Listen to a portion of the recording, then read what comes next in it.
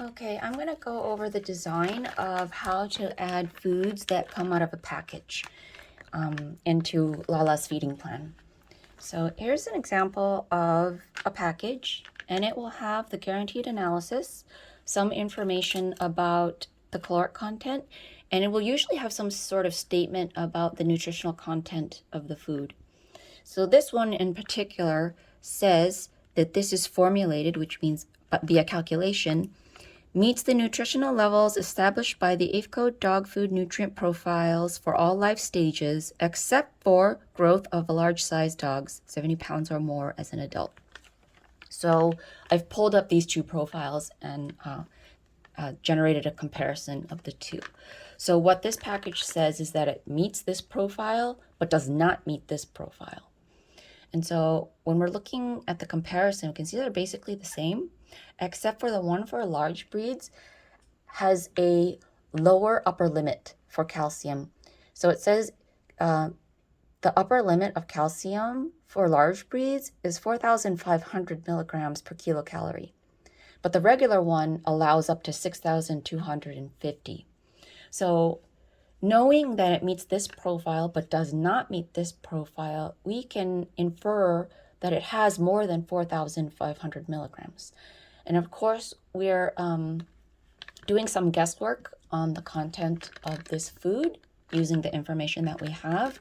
But depending on whether you're sensitive to high calcium or low calcium, you can make your estimate on where within this range the number is. So it's probably between 4,500 and 6,250.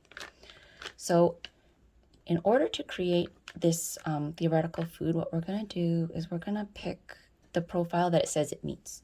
So it says that it meets this profile.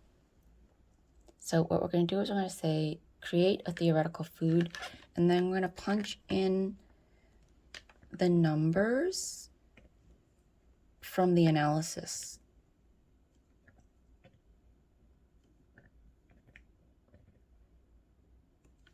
Okay, and what it's going to do is it's going to generate a food with the minimums. So we know it has at least this amount. We don't know how much it actually has, but the profile for the most part sets minimums. But we do have some additional information about calcium based on the fact that we know that it doesn't meet large size growth. So if it met the minimum of the first profile, this is the minimum amount of calcium that it could contain. We know it doesn't meet the large breed, so we can assume it has more than 4,500 per kilocalorie.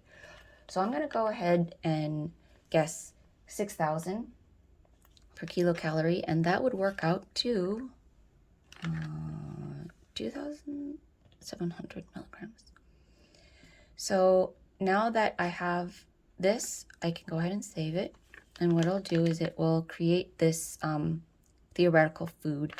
So I can go ahead and edit the portions. And let's say I know that a cup is approximately 50 grams. So I'm going to go ahead and add a portion, and then I can add it to my recipe. You don't have to add a portion, but you can.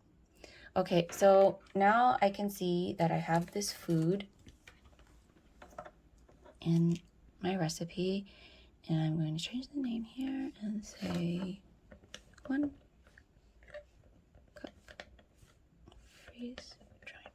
Okay, so I'm going to go ahead and save this recipe. Now that I have this recipe, I'm going to go ahead and I'm going to add it to my menu. Okay, so now that it's on my menu, I can go ahead and use it. So let's say today I fed her 2 cups, so I can change the count. So you can also pull it down this way and say half a cup or whatever, but I'm going to say, let's say 2 cups. And there it'll appear here. Ooh, that's... Oh, I see. It's because I said she weighs 3 kg. Okay. No, Lala weighs 20 kg. Again, when you change the weight, it will change her caloric mer. Ah, yeah, that makes more sense. There you go. So you can see this food is now appearing in her feed log.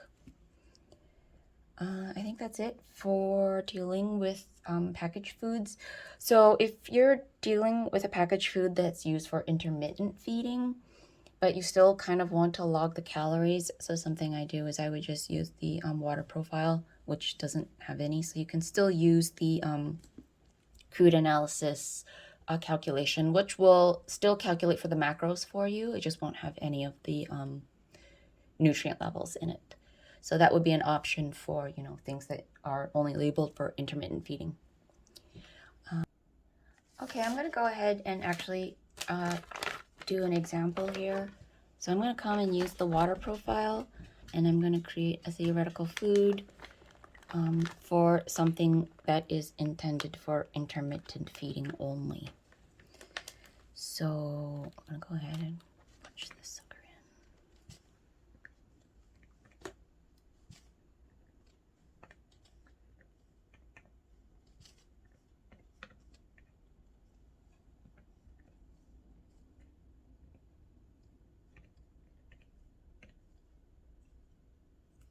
Okay, change this.